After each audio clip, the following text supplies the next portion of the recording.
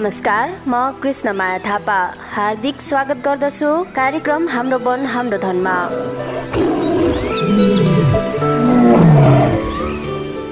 तपाईले यति बेला कार्यक्रम हाम्रो वन हाम्रो धन 103.8 ह्याप्पी एफएम सँगै इन्टरनेट अनलाइनको www.bhappytimes.com र ह्याप्पी एफएम को फेसबुक अडियो लाइभ मार्फत संसारभर एकैसाथ सुनिराख्नु भएको छ।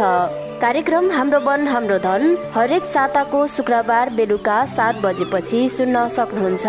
साथै यसको पुनः प्रसारण शनिबार बिहान 9 बजेको समाचार पछि सुन्न सक्नुहुनेछ। विशेषतः सामुदायिक वन, वन्यजन्तु, पर्यावरण र स्थानीय तहसँग सामुदायिक वन बीचको अन्तर सम्बन्धलाई हामीले रेडियोबाट उत्थान गर्ने मुख्य उद्देश्यका साथ ह्याप्पी एफएमबाट उत्पादित कार्यक्रम हो हाम्रो वन हाम्रो धन। तपाईलाई आजको कार्यक्रम हाम्रो वन हाम्रो धनमा स्वागत छ।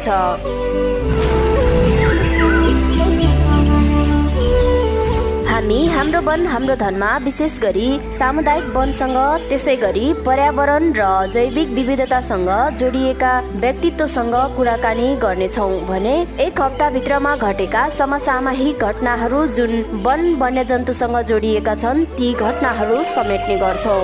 कार्यक्रमको पहिलो खण्डमा हामी यो हप्ताभित्र वन, वन्यजन्तु र पर्यावरणमा भएका गतिविधि समेट्ने गर्छौँ। लागौँ पहिलो खण्डतर्फ।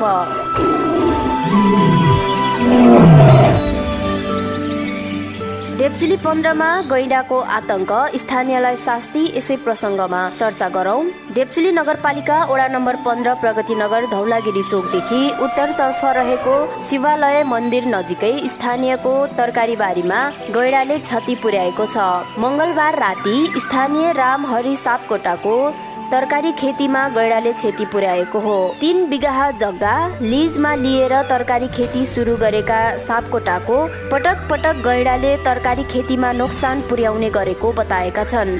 सापकोटाको कृषि तथा पशुपन्छी फार्म प्रालीमा गैंडाले कम्पाउन्डको तारजाली भत्काएर खुर्सानी, मुला, काउली, बन्दा र सिमी लगायतको तरकारी नोक्सान गरेको हो। आफ्नो मात्र नभई अन्य स्थानीय वासीहरूको खेतीबालीमा समेत गैंडाले पटक पटक हिँडेर नष्ट गर्ने गरेको सापकोटाले गुनासो गरेका छन्।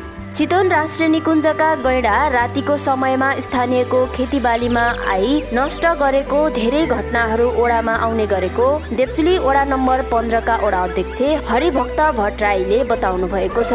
उहाँले तारजाली छेकबार लगाउने गरे पनि गैंडाले भत्काएर खेतीबाली भित्र पस्ने गरेको बताउनु भयो। ओडामा यसको लागि अहिलेसम्म कुनै बजेट विनियोजन नभएको बताउँदै जंगली जनावरको संरक्षण गर्ने निकुञ्जको समेत दायित्व रहेकोले यसतर्फ निकुञ्जले ध्यान दिन आवश्यक रहेको बताउनु भएको थियो।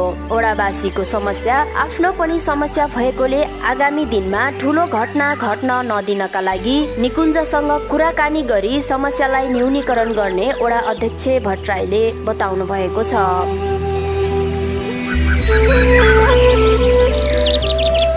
यस्तै अर्को प्रसङ्ग, महाराजाको अल्पकालीन रोजगार कार्यक्रम सुरु। महाराजा सामुदायिक वनले आफ्ना उपभोक्ताहरूलाई विभिन्न समयमा विभिन्न कार्यक्रम सञ्चालनमा ल्याउने गरेको छ। वनले यसरी ल्याउने कार्यक्रमहरूबाट उपभोक्ताहरूलाई धेरै कुरामा सहज भएको छ। फेरि पछिल्लो समय वनले आफ्नो क्षेत्राधिकार पर्ने ठाउँमा रहेका झाडीहरूको व्यवस्थापन कार्यक्रमलाई अगाडि सारेको छ। चालु आर्थिक वर्ष 2077-78 को वन संवर्धन कार्यक्रम अन्तर्गत पहिलो वर्षको कार्यक्रम अनुरूप वन क्षेत्रमा झाडी सरसफाई सुरु गरिएको हो। आफ्नो उपभोक्ताहरू मध्येबाट अति विपन्न समूह अन्तर्गत पर्ने 78 जनालाई अल्पकालीन रोजगारको व्यवस्था गरिएको छ। उक्त विपन्न उपभोक्ताहरूलाई राहत पनि हुने र वन क्षेत्रमा पनि कार्य सम्पादन गर्नुपर्ने भएकोले उपभोक्ताहरूलाई दैनिकी ज्यालादारीमा 5 दिनको लागि काममा खटाइने वनका अध्यक्ष गणबहादुर राणाले बताउनुभयो।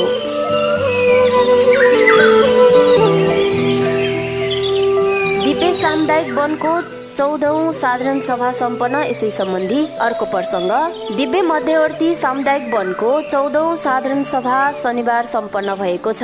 नेपाल सरकारले तोकेको स्वास्थ्य सुरक्षाका न्यूनतम मापदण्ड पूरा गरी सभा गरिएको थियो। वनका अध्यक्ष देवीलाल देवकोटाको सभापतित्वमा सञ्चालन भएको सभामा चितवन राष्ट्रिय निकुञ्ज पश्चिम सेक्टर प्रमुख सहायक संरक्षण अधिकृत पशुपति अधिकारीले यस क्षेत्रको विकासको मेरुदण्ड नै संरक्षण भएको हुनाले सबै जनताहरू संरक्षणमा लाग्न आह्वान गर्नुभएको थियो। सभाका प्रमुख अतिथि सिसवार मध्यवर्ती उपभोक्ता समितिका अध्यक्ष नेत्रबहादुर पाण्डेले पछिल्लो समय नवलपुर क्षेत्र चोरी सिकारीहरू बिस्तारै सलबलाउन थालेका छन्, तसर्थ सबै उपभोक्ताहरू सचेत रहन आग्रह गर्नुभएको थियो।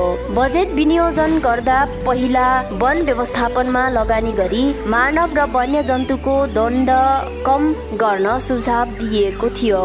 वनले यस आर्थिक वर्षमा भ्यू टावर, पर्यटकीय मार्ग व्यवस्थापन र विस्तार गस्ती मार्गहरू थप गर्ने गरी करिब 35 लाख बराबरको कार्ययोजना अगाडि सारेको छ। सभामा लेखा समिति सल्लाहकार, स्थानीय जनप्रतिनिधि, सङ्घ संस्थाका प्रतिनिधि, उपभोक्ता शेयर सदस्यहरूको उपस्थिति रहेको थियो।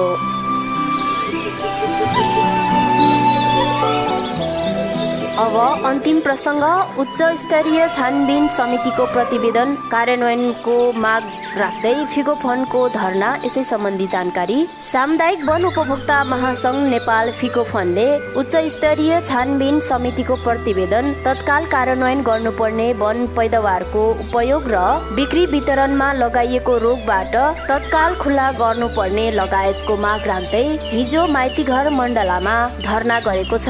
धरनाका क्रममा महासंघका अध्यक्ष भारती पाठकले सरकारलाई सामुदायिक वनको माग प्रति ध्यान आकर्षण गराउन पहिलो चरणमा देशव्यापी रूपमा ज्ञापन पत्र बुझाएर सो कार्यक्रम तय गरेको बताउनुभयो।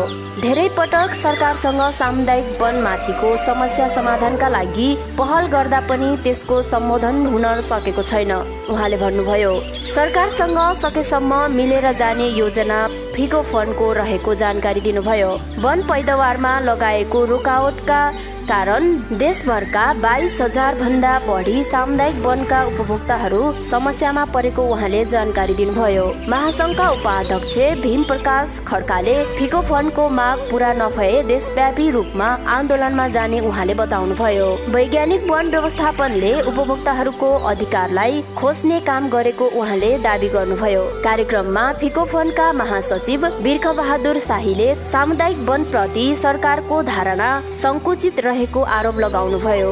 उहाँले सामुदायिक वनको स्वायत्त अधिकार हनन गर्न नहुने बताउनुभयो। सो अवसरमा फिगो फन्डका सचिव ठाकुर भण्डारीले फिगो फन्डको माग तत्काल कार्यान्वयन गर्न सरकारसँग अपिल गर्नुभयो। फिगो फन्ड प्रदेश महासंघ बागमतीका अध्यक्ष विनोद सापकोटाले सामुदायिक वनको माग कार्यान्वयन गर्न बागमती प्रदेश सरकारलाई ज्ञापन पत्र बुझाइएको जानकारी दिनुभयो।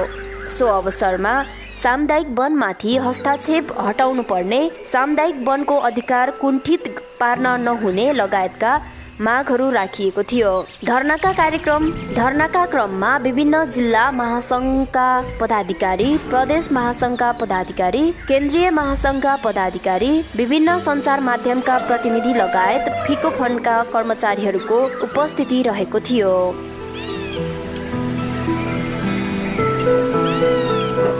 यो त रह्यो वन, वन्यजन्तु र पर्यावरणमा भएका विभिन्न गतिविधि। तपाईँले यति बेला 103.8 ह्याप्पी एफएम सँगै इन्टरनेट अनलाइनको www.bhappytimes.com र ह्याप्पी एफएम को फेसबुक अडियो लाइभ मार्फत संसारभर एकैसाथ कार्यक्रम हाम्रो वन हाम्रो धन सुन्दै हुनुहुन्छ। 103.8 ह्याप्पी एफएम द्वारा उत्पादित कार्यक्रम हाम्रो वन हाम्रो धन हरेक साताको शुक्रबार बेलुकी 7 बजेपछि सुन्न सक्नुहुन्छ। साथै यसको पुनः प्रसारण शनिबार बिहान 9 बजेको समाचार पछि सुन्न सक्नुहुनेछ। अब लागौं बाँकी प्रसङ्गतर्फ।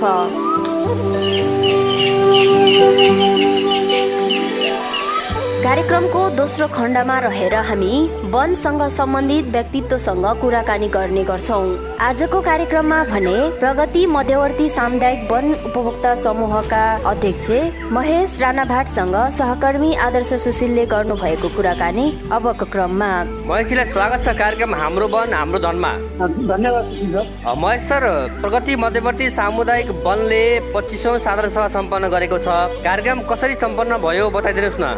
धन्यवाद सर प्रश्नको लागि। सबैभन्दा पहिला अब अहिले कोभिडको कारणले गर्दाखेरि हामीलाई माथि समितिबाट निर्देशन भए अनुसार फिजिकल रूपमा टोलबाट प्रतिनिधिहरू 2 जनाको रूपमा प्रतिनिधि ठानेर बसेर अतिथिहरू बोलाएर कार्यक्रम गर्ने भन्ने निर्देशन भए अनुसार हामीले प्रत्येक टोलबाट 2 जना 3 जना प्रतिनिधि ठानेर कार्यक्रम सम्पन्न गर्ने।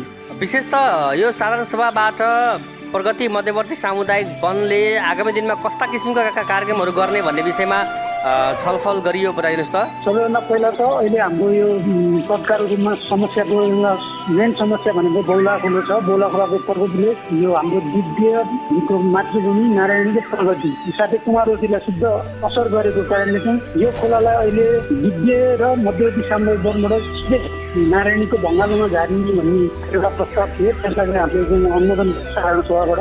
अनि अर्को अब हाम्रो लगभग यो विद्युतीय तारबार मेटजाली काँडे तारबारले हाम्रो वन क्षेत्र सबै कभर गरिसकेको छ। लगभग जनावरहरूलाई रोक्नुपर्ने अब्स्टेकलहरू पुरा भइसकेको छ। त्यसका बावजुद पनि अब हामीले जनावरलाई रोक्ने काम त भयो त। जनावरहरूलाई सामुदायिक वनभित्र क्षेत्रमा चरिचरण गर्नको लागि चाहिँ उनीहरूको वासस्थान र घाँस खाना आहाराको लागि चाहिँ हामीले घाँसे मैदानलाई 8-10 हेक्टरको रूपमा चाहिँ अहिले विस्तार गर्ने भनेर अर्को कार्यक्रम चाहिँ एउटा चाहिँ निर्णय भएको छ। अनि अर्को हजुरको चाहिँ पर्यटकीय आकर्षण अलिकति प्रभावकारी बनाउनको लागि चाहिँ सकेसम्म 2वटा मात्र एउटा प्रगति मध्यवर्ती सामुदायिक वनमा मचान बनाउने भनेर अर्को चाहिँ एउटा प्रस्ताव साधारण सभाले अनुमोदन गरेको छ। त्यसै गरी संरक्षण शिक्षामा उपभोक्ताहरूलाई समावेश गरेर अलिकति संरक्षण वन बनाइएको जैविक विविधताको चाहिँ संरक्षणमा टेवा पुग्ने कार्यक्रमहरू पनि साथसाथै लैजाने भन्ने अर्को चाहिँ एउटा विषय चाहिँ साधारण सभाले अनुमोदन गरेको छ। त्यस्तै सामान्य कर्मचारीका समस्याहरू, अब सेलेरीका कुरा, इन्सुरेन्सका कुराहरू, यिनीहरूको कुरालाई पनि अनुमोदन गरेको छ।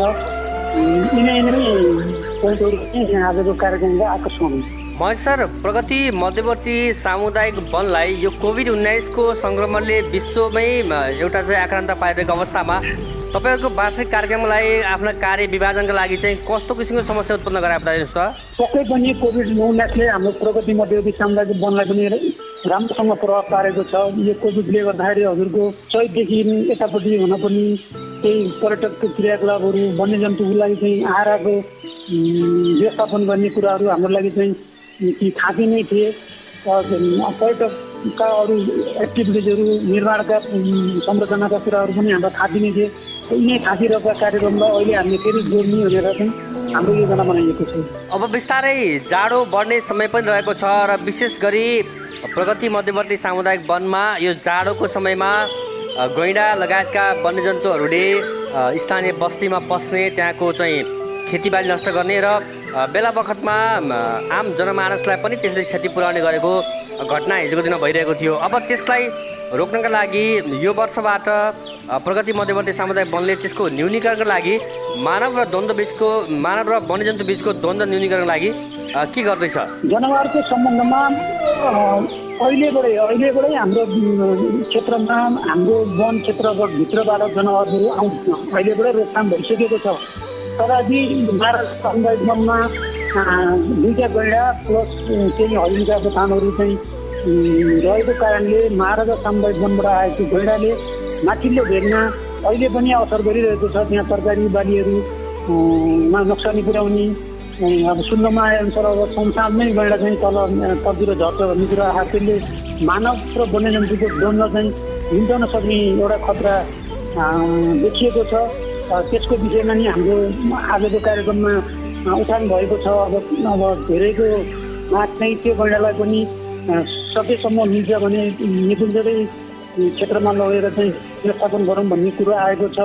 अब हामी निकुञ्जको अब नियममा चाहिँ फेरि हजुरको जनावरहरू जहाँ छन् त्यहीँ रमाउन दिनुपर्छ भन्ने कुरो आएको हुनाले अब फेरि पनि एकचोटि हामीले त्यतातिर फेरि एकचोटि पहल गर्ने भन्ने चाहिँ कुरो भएको छ। तर हाम्रो क्षेत्रबाट अब जनावरबाट दुःख दिँदैन। अब आउने दिनहरूमा हामीले फेरि चरणको व्यवस्था, तिनीहरूलाई आहाराको व्यवस्था गर्न सकेन भने फेरि अर्को पनि नआउला भन्न सकिँदैन। किनभने उनीहरूले अब खान नपाएपछि त जे पनि गर्छ। त्यस कारणले चाहिँ हामीले अहिले आहाराको अहिले बन्द भएको छ जनावरहरू, तर आहाराको व्यवस्था गर्न सकेन भने त्यसमा व्यवस्थापन भएन भने फेरि पनि जनावरले पनि यतापट्टि फेरि बल नगर्दा भन्न सकिँदैन। सामुदायिक वनले स्थानीय उपभोक्ताहरूको जीविकोपार्जनका लागि पनि र आय आर्जनका लागि पनि काम गर्दै आइरहेको यथार्थ छ। प्रगति मध्यवर्ती सामुदायिक वनले आगामी दिनमा आफ्ना उपभोक्ताहरूको चाहिँ जीवनस्तर उकास्नका लागि के कस्ता कार्यक्रम ल्याउँदैछ?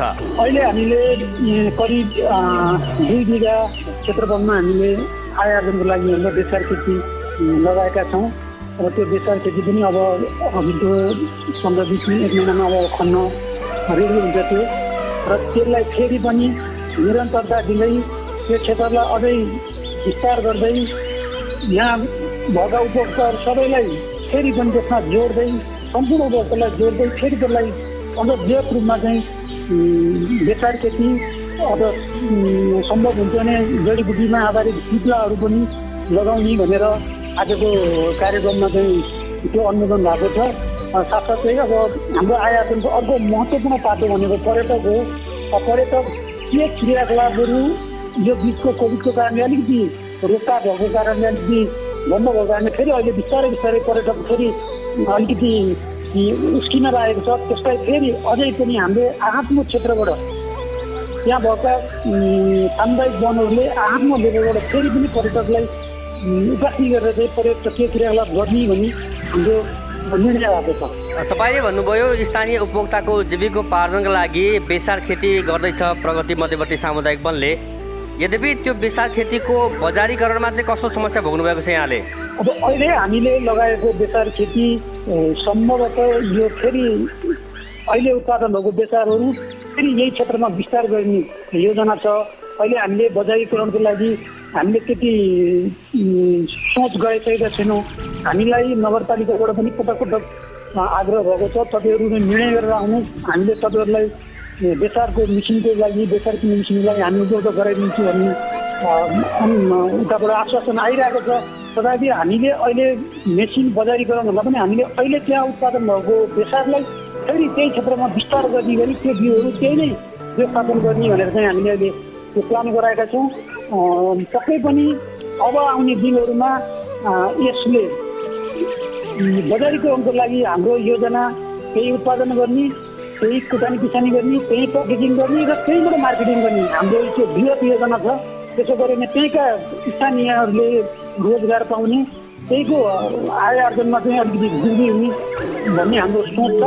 हामी आगामी दिनहरूमा हामी त्यसरी अगाडि जानेवाला छौँ। आजको दिनसम्म आइरहँदाखेरि स्थानीय सरकारसँगको यहाँहरूको समन्वय सहकार्य कस्तो रह्यो र विशेष गरी अबका दिनमा चाहिँ सामुदायिक वनको विकास र सँगसँगै स्थानीय उपभोक्ताहरूको स्थानीय व्यक्तिहरूको जीविकोपार्जनका लागि चाहिँ स्थानीय सरकारले कस्तो किसिमको पहल कदमी लिँदै हुन्थ्यो भन्ने यहाँको अपेक्षा रहेको छ?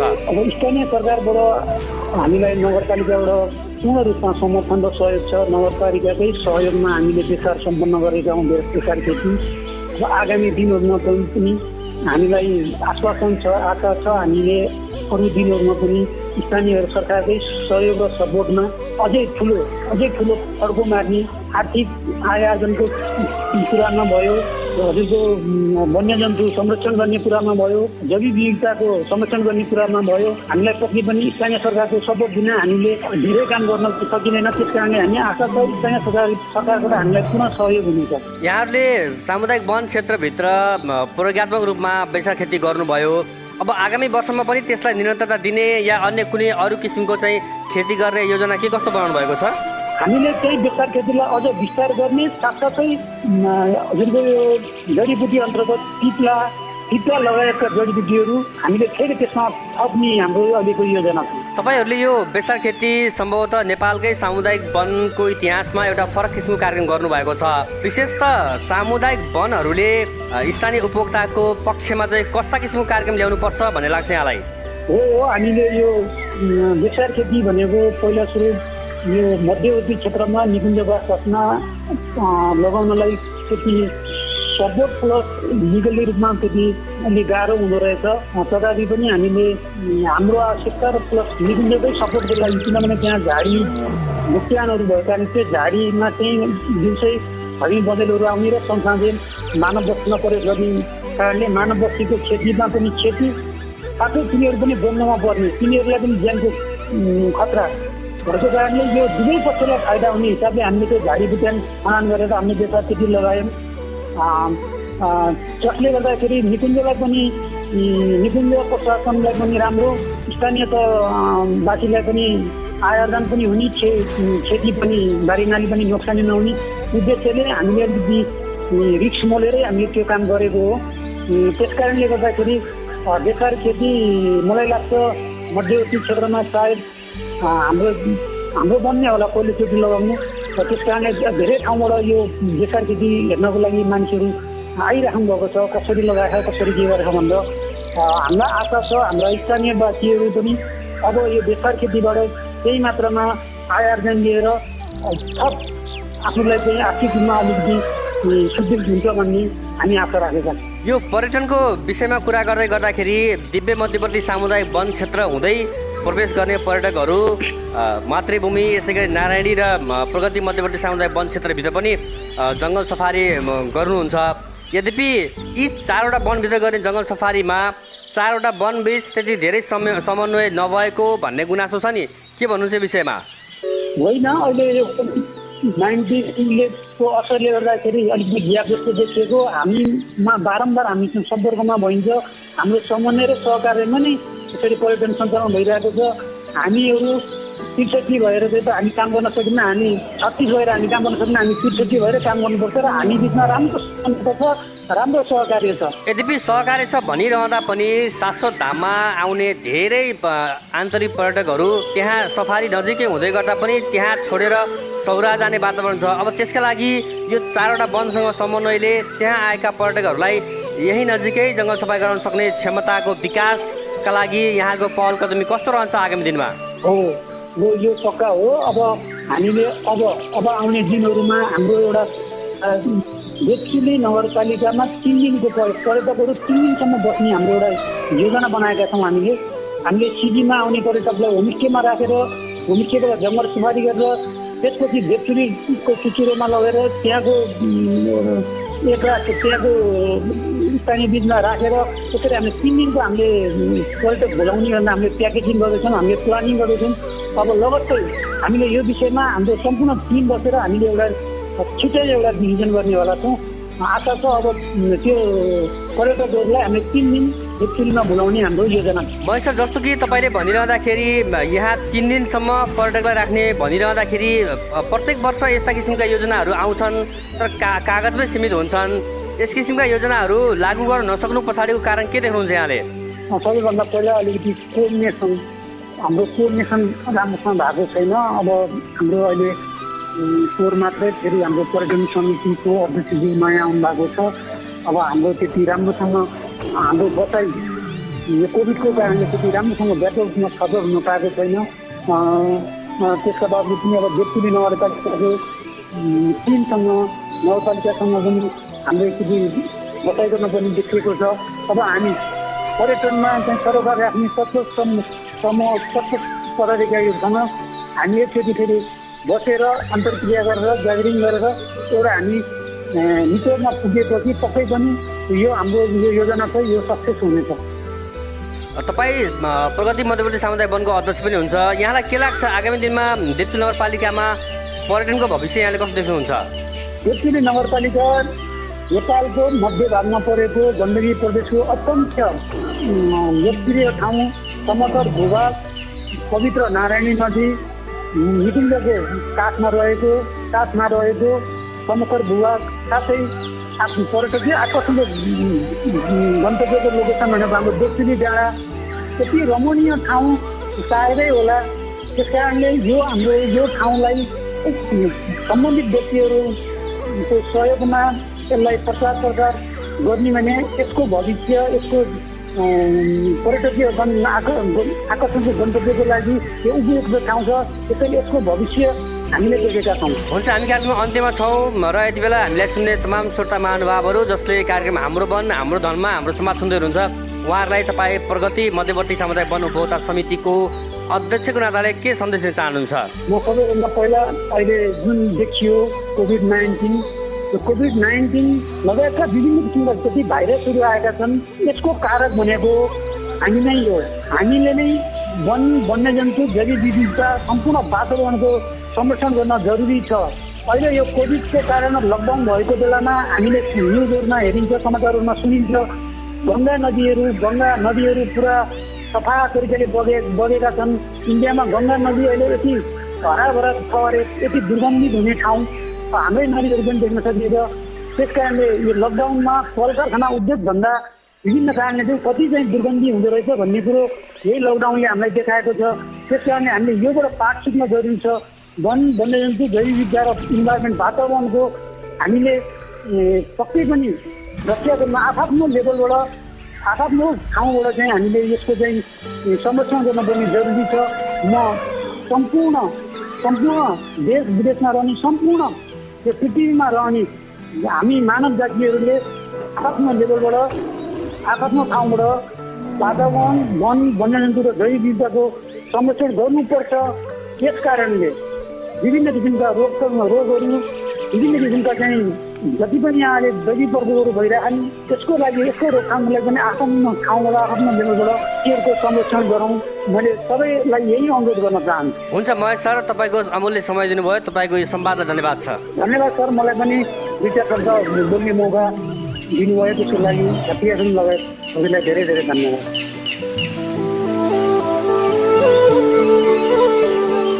तपाईले भर्खरै सुन्नुभयो कार्यक्रम हाम्रो वन हाम्रो धन। हामी आजको लागि कार्यक्रमको अन्त्यमा आइपुगेका छौं। तपाईलाई यो कार्यक्रम कस्तो लाग्यो? आफ्नो अमूल्य सल्लाह सुझाव र कार्यक्रमलाई आगामी दिनमा कसरी अगाडि बढाउन उपयुक्त हुन्छ सोको बारेमा हामीलाई 9863736210 र 0885753393 सँगै ह्यापी एफएम को फेसबुक पेजमा जानकारी दिन सक्नुहुन्छ। हवस् त, अर्को नयाँ श्रृङ्खला लिएर शुक्रबार बेलुकी 7 बजे पुनः कार्यक्रम हाम्रो वन हाम्रो धनको नयाँ अङ्कमा भेट्नेछौँ। तबसम्मका लागि कृष्ण माया थापालाई बिदा दिनुहोस्। नमस्कार।